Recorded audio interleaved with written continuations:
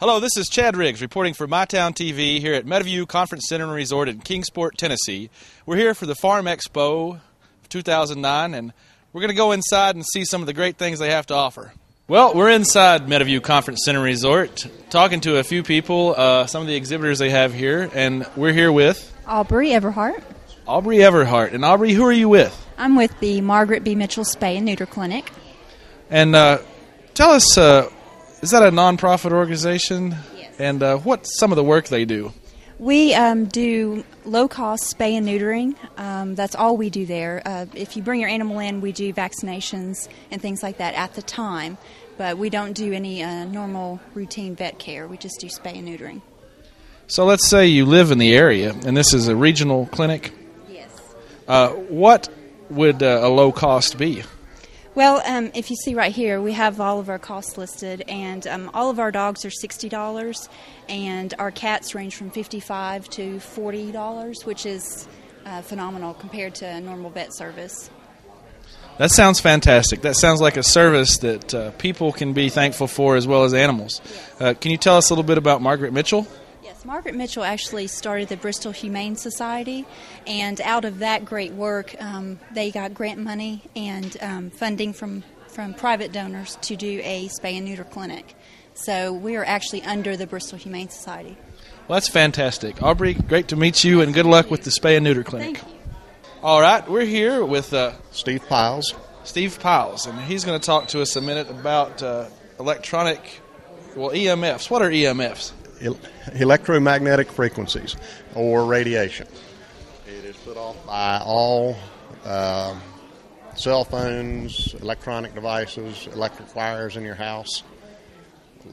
Anything electrical. So you have a detector?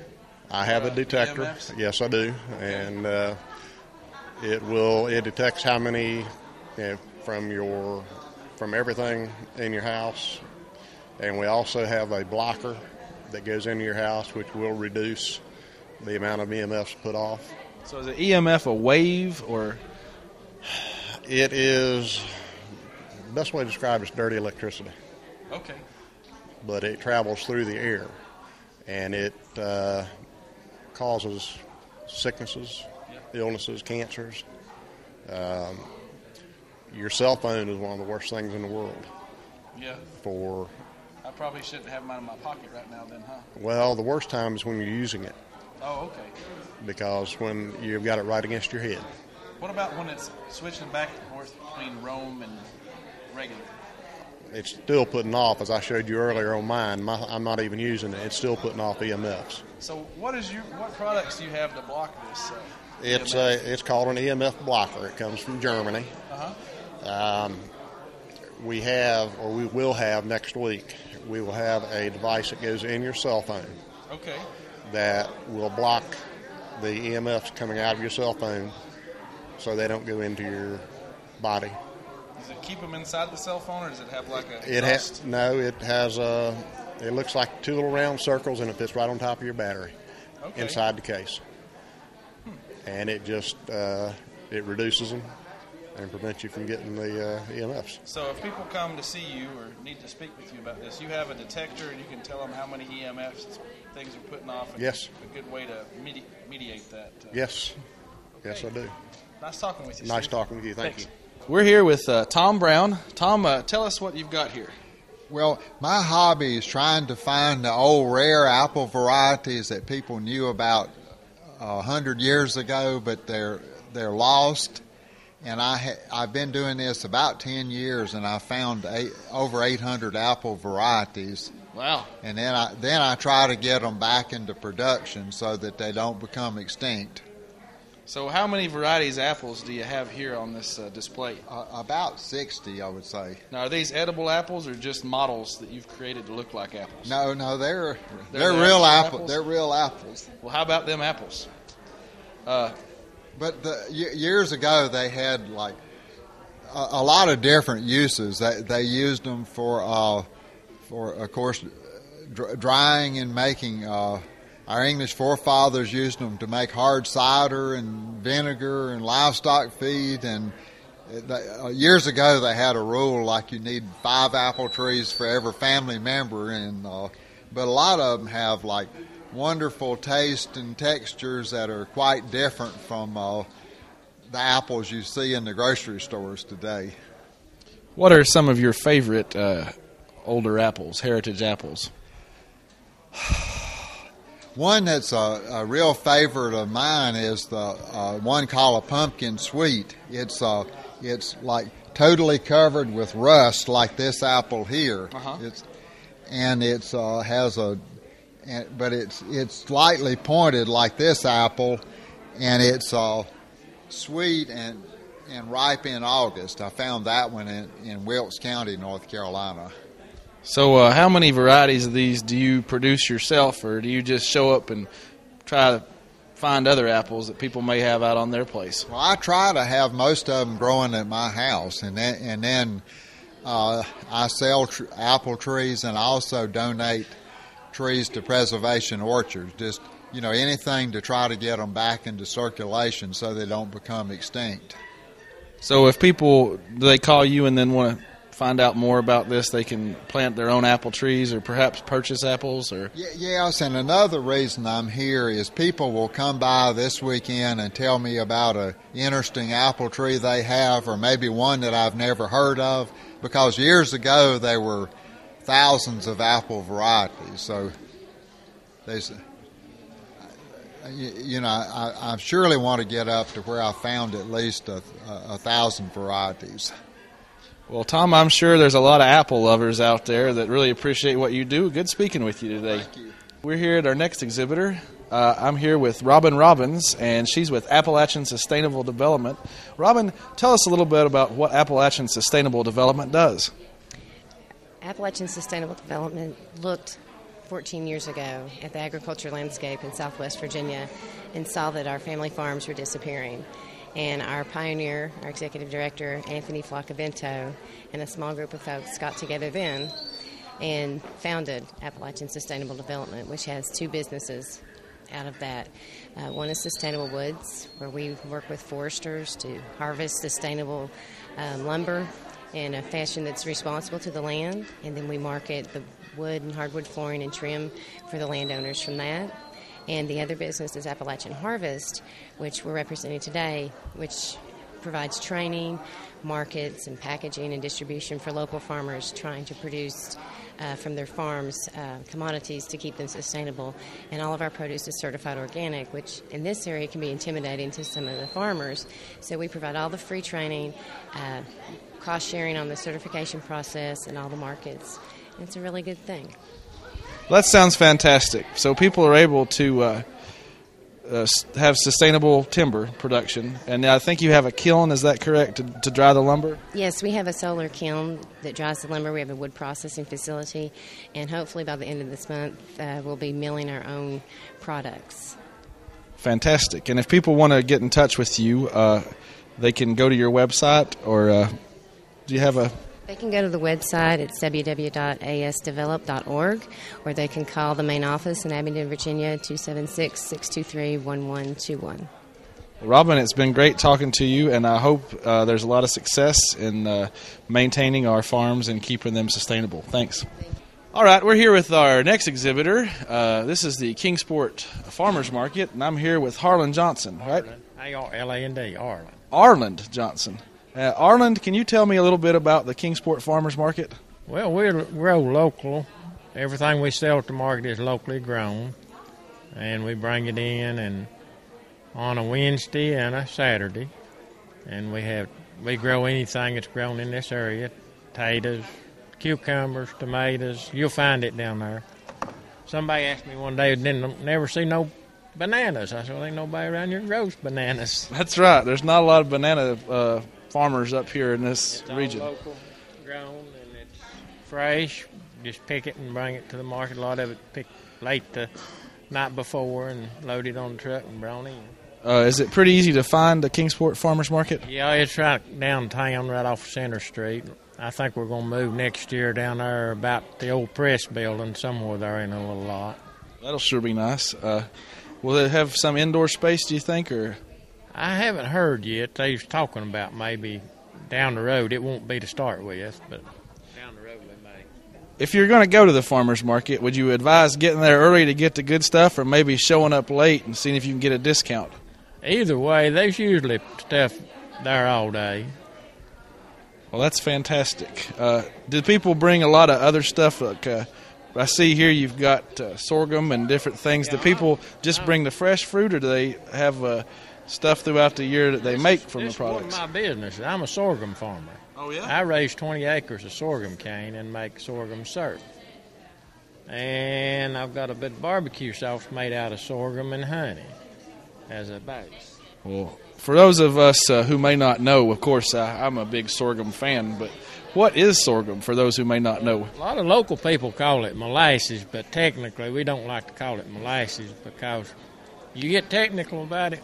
Molasses is a byproduct off the sugar industry. And if you buy pure molasses, by it being a byproduct, it can be 20% something else. So to get a pure product, if you're buying sorghum, that little old logo right there means it's a pure product. Well, I really appreciate you giving some information on your product and the farmer's market, and I hope people look forward to meeting you down there. Thanks a lot. Thank you. We're here with Heather Bagnell. The line here earlier was quite impressive, but it looks like we've caught a little lull. How are things? Oh, supper time? Supper time, yeah. What do you have any advice for people that are coming to it?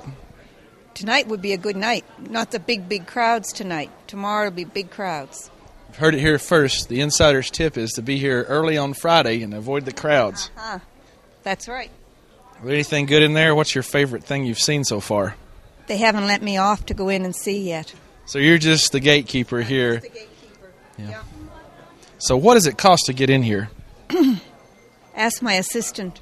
$5. $5 to get in, and I think children under 12 get in free. Right. And we haven't stamped their hands yet. Oh, these kids over here, young farmers. We may have an interview with these young farmers later. All right, we're here at one of my favorite exhibitors. This is Jerry Morrell with M&M Farm Supply, located in beautiful Fall Branch, Tennessee. Jerry, tell us a little about what you offer out there in Fall Branch. Well, we have M&M Farm Supply, as you stated already. We're in the custom feed business. Complete line of farm supplies, garden supplies, horse, cattle, equipment, and here today we brought some of it down to share with the community. We have a line of preferred. You can see behind us here, I guess, the cattle equipment where you work and vaccinate and take care of your cattle. And down on the far end down here, we have a complete line of Ultralix supplements for cattle, minerals, livestock proteins. And up here on the other end, we have a new stove concept, outdoor wood-burning stove. And then just behind us here, some small displays of fencing supplies and things like that. And that's basically what we carry out at M&M Farm Supply out near Exit 50 in Fall Branch. So that's basically what we carry. And we're down, this is our 12th year here at the Farm Show. We're I think one of the very few original people that started with this. And here we still are for our 12th year. How does this stove work over here? Do you know anything about that? Well, yes and no. It's made locally, is that correct? No, it's made in Minnesota, I believe. But it's distributed locally from some folks here in Jonesboro. And it's an outside wood-burning stove and pumps hot water into your house. And that's how you heat your house. And also, if you notice there's a hot water heater sitting there with it, it also heats your hot water. But sits self-contained, sits outside in the yard, and pumps hot water into the house as you need it. Well, let's say you're not a farmer, but you know one, and his cows have a full belly and his house is warm. Do you have anything you could buy out there for maybe to wear around? And we have some clothing, boots for muddy time and things like that, and a complete line of good insulated clothing for this cold weather we're having. Well, that's fantastic. Jerry, it was good talking to you today, and I wish you you well in your feed business and hope to see you out here next year. Thank you very much. Thank y'all. Y'all have a good evening. All right. I'm here with, what's your name? Amanda Morrell. Amanda Morel, and Amanda is here to tell us a little about this wood stove here behind us. I don't know anything about that wood stove. You don't know anything about this wood stove. It'll heat your water, I hear. And is this your day job? This isn't my job. Where do you normally work? Napa. Napa, where at? In Fall Branch. Napa and Fall Branch. Well, go out and see Neil and his daughter Amanda at Napa and Fall Branch. All right, I found somebody that's going to tell us a little bit more about this wood-burning stove. Who are you, sir? I'm Phil Snoddy from Valley Equipment in Jonesboro. Nice to meet you, Phil. Tell us a little bit about this unit. This is an outdoor wood furnace. It's got a firebox in it. It heats water. The water is piped into your house through underground pipes. It goes through different heat exchangers, and it heats your house and circulates back to the stove to be reheated. Well, that's fantastic. Now, this is a pretty big unit. Do you have to stoke this thing in the middle of the night, or will it burn for quite a while? These will burn for about 24 hours before you have to reload. And how far away from your house do they need to be, or can they be? They can be as close as 10 feet and as far away as 500 feet. That's interesting. And they burn just wood or coal, or? These are wood only. Okay. And then what kind of efficiency do you have with these? Well, they are, as far as the heat that comes out of your ductwork, it puts out about 125-degree heat. So they put out very warm air. The heat exchanger for the water tank, if you're heating your domestic hot water, it heats it fast enough that you just about cannot use the water fast enough. Oh. Well, Phil, thanks a lot for talking with us today. Is this a unit for sale, or? Yes, it's for sale. Okay. It certainly is. Well, come on down here, and maybe you can purchase one of these and keep your house warm all winter. Thanks. Okay, thank you. Okay. Well, we're here at the petting zoo. I'm here with Andrea Mead. Andrea, you got twins, it looks like. Yes, I do. Well, what do we... did you bring them to the show just to see the animals, or are you looking at a new tractor, or what? No, we're not looking for a tractor. We're here to pet the animals. Okay. That's a fun family activity. Let's talk to some of the other kids. Young man, who are you? Well, that was worth the shot. You want to be on television? Tell them about why you're here to pet the animals? Okay. Well, nice talking with you, Andrea. Have fun petting the animals. Thank you. All right. Who do I have here? What's your name, young fella? Bubba. Bubba what? Morlock. How old are you, Bubba? 7. Bubba, I understand you're getting ready to milk a cow. Yes. Well, go to it, young man.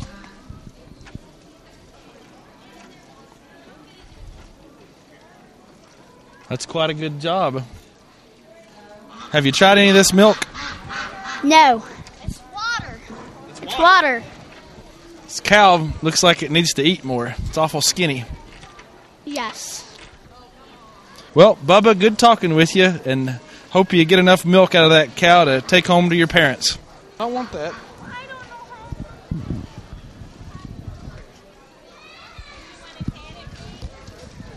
Is Pat coming in? All right, we're here. This is, what are these things, young man? Miniature horses. Miniature horses. And what's your name? Matthew Owens. Matthew, can you tell us a little bit about these miniature horses? Yes. This is a female. She's fully grown. Her name's Spot. She's a Appaloosa. This one's Lovey. He has a perfect heart. And this one's Tiggle. He's full grown too. What do you use these for? Pulling tiny plows or wagons, or? He's a show jumper. These two pull carts. Oh, carts? Yeah. What do you put in the carts? Nothing. Just us. Just people. Hay bales? No, people. People? Yeah. Is it hard to stay in? No. Are they fast? No. They eat a lot of. What do they eat a lot of? Hay. They eat a lot of hay. Hay. Well, they seem like pretty good animals. They do anything? They bark all night or scratch at the door? No. Yeah, that's a pretty good pet. Well, good talking with you. Thanks a lot. Thank you. Can I get a fish? All right, we're here at another one of the 4-H exhibits they have here at the Farm Expo, and I'm here with Vicki Clark. Vicki, tell us what we have around us here. Thank you.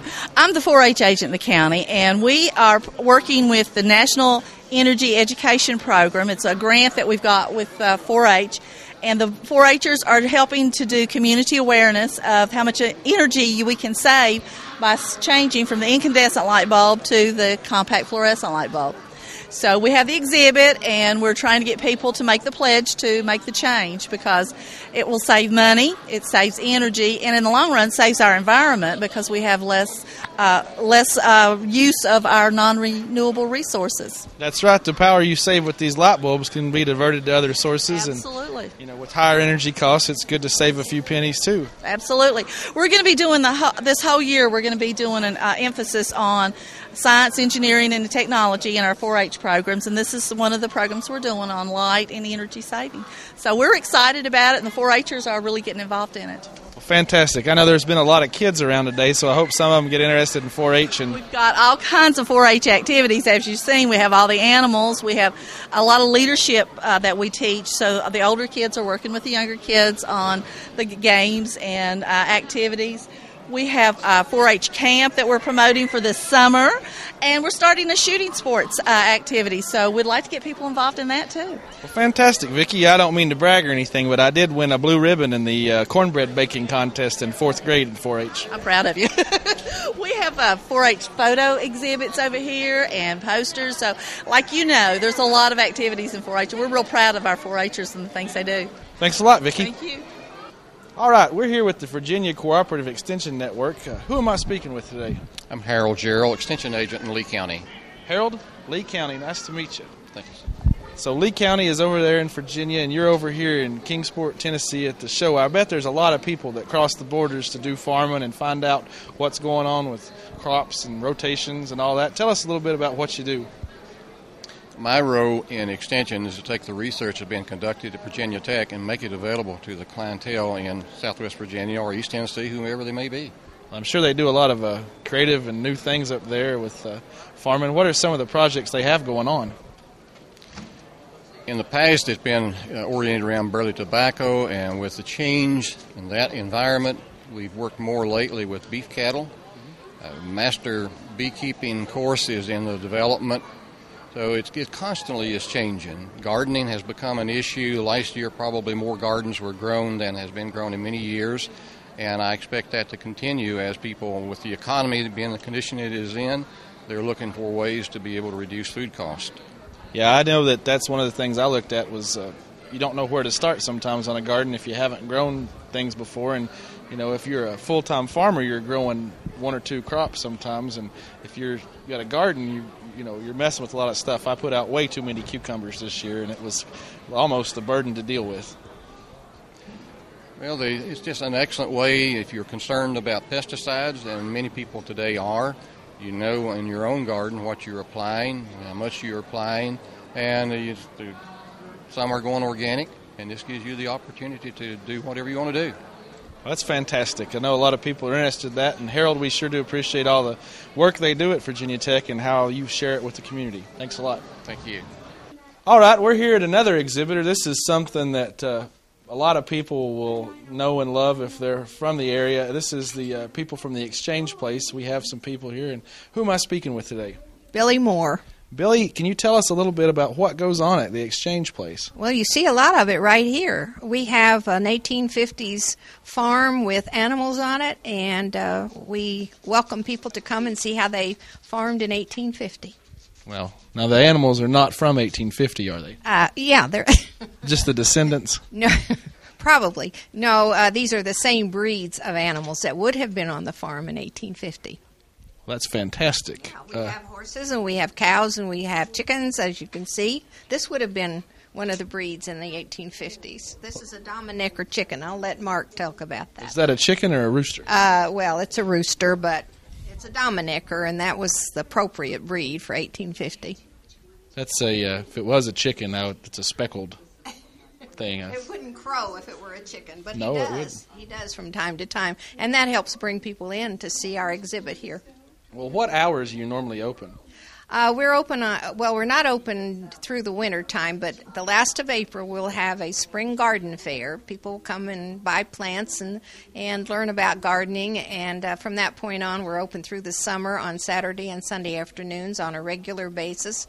And then we have other events that we put on throughout the year, festivals and Farm Fest in July and so on. Well, it's really a treat, and in here in the room there's a lot of different things. They have toys from the 1850s laid out over there, and cards and no batteries. Yeah, there's not a lot. You don't have to replace batteries. No. Some of them can be noisy, but it's not the kind of noises that you make from electronics. The kids can be noisy. Well, Billy, good talking with you, and we're Nice going to talk to you. find out some more about this rooster, I guess. By all means. What's your name, sir? Mark Selby. Mark Selby. This is a rooster. What is it? Dominic? A Dominicker. A Dominicker. Yes. A Dominicker-Bacher? Well, is it in relation to St. Dominic's Church in town? Or? Not that I know of. Okay, this is a Dominicker. Yeah. It's a very old breed that was in America even back in the 1700s. Wow. And it's a dual-purpose breed is what they're called, that modern-day poultry are bred for a specific purpose, that either for eggs or for meat. But in the 1850s, and back on the farm, you'd want animals that could pull their own weight. And so these are good for eggs or for meat, not necessarily superior for either one, but this is what would have been on the farm at that time. What nationality do these chickens come from? Is it a Dutch hen or a... That's a good question. You might think so, but I really don't know the answer. As far back as they've been traced has been into America back in the early 1700s. You know, like corn is from America, and potatoes, I guess, are from... I don't know if they're from Ireland or where, but the chicken, I don't know where this chicken comes from. Now, if this were a hen, in the breed, what color eggs would it lay? They're kind of a pale, light tan color. They're not a dark brown, and they're not white. They're somewhere in between. Have you ever seen one of these that lays the green eggs? Oh, yeah. Yeah, I've had some of those, too. What kind of rooster is that? Is that a Seuss hen? No, these are... they're called either Americana or Araucana. So it is possible, if you have one of those breeds, to have green eggs and ham. Absolutely. They always say that the ham is committed to the breakfast and the chicken is involved. Yeah, they make a contribution. Yeah. Well, Mark, I appreciate you talking to us, and I'll let this guy get back to his cage before he pecks my face off. Thank you. Well, all right, we're here with the First Frontier Quilters of Kingsport, and around us there's a variety of just wonderful quilts, just from holiday items to, and I know there's different styles and everything, but I was going to ask you guys, tell us a little bit about your group and what it is you do. Go to it, Angie. We have a multi-generational group of ladies from charter members all the way down to new members. I'm not the newest member, but one of the newer members. And we get together 3 times, on the third Tuesday of every month, and we have meetings, business meetings, and then we do programs. And all the older ladies share, tips for all of us younger ones and teach us how to quilt, which is really wonderful. We have great fellowship and stuff. We're a totally nonprofit organization and stuff, but we also make quilts. We support Safe House here in Kingsport, for people that have problems and abuse and stuff. So do you do quilting for people, or do you just make quilts and then sell them and the proceeds go to quilting or the Safe House? No, we make the quilts actually for the Safe House. What happens is people that come there can use the quilts and take them with them. It's a way to have something of their own that nothing else has touched. Well, that sounds like a wonderful thing to do for people. I'm sure they really appreciate it. If you get out to the Farm Expo, this is one of the neatest booths with all the work that goes into this. Thanks. You're welcome. Well, I'm here with Josh Smith. Josh is a guy here at the Expo at Meadowview Conference Center and Resort. Josh, have you ever been on TV before? A few hours ago. Yeah, I have once or twice, but not on your channel, so I'm really happy to be here. Well, thanks, Thank you Josh. for interviewing me. We're glad to have you on the channel. And what's it like reporting the news? Well, on most days, it's really a lot of fun. I enjoy the fact that I'm reporting morning news because I get a chance to be with folks in their homes as they're getting their family ready, getting themselves ready for the day. We don't have to be quite as serious in the morning, but at the same time, kind of delivering that overnight news, what's happening in the day ahead. Weather's very important to folks who watch News Channel 11, so It's a lot of fun. I enjoy it, and I enjoy coming out to events like this and actually getting to meet people. It's a little boring sitting in a studio and just looking at a camera.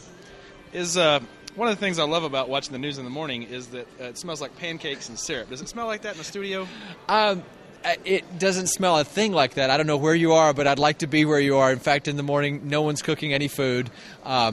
There is the smell of stale coffee because it's the leftover stuff from the night before. Oh, my goodness. And sometimes or other, I smell some other things. I have no idea what they are, but it's never pancakes and syrup. Well, Josh was here doing the emceeing for the event. Right. They're playing bingo and doing a lot of other things, so I hope that everybody here has enjoyed this Farm Expo. And, Yeah. Good speaking with you, Josh. You as well. Thank you very much. Thanks. Well, so the 3 Bs, beards, bucks, and bass. What is it? Bucks, bass, and beards. That's alphabetically, that's just the way. It's that size, I guess. That's just the way it works. Yeah. I take care of the bass part. Now, is that a TV show that airs? Yeah, we were on 26 weeks last year on CW4, and we came on Sunday afternoons at 4:30. And we don't do this full time. We've got real jobs, and we've got several of us that work together, make it a little easier. And we just book what we have shows for and what we can raise sponsorship for. That sounds terrific. Now, if you were a fan of the show, I understand that you can go to your website and purchase the DVDs if you're not a little impatient for the next season. There you go. And right now is a good time. Cabin Fever. We've got some really good fishing DVDs out there, and you can, we've got one instructional DVD, and then we've got some that just show you how to catch some big old fish. Nice. Is it all regional or local, or do you have some stuff from around the different areas, different things you've brought back?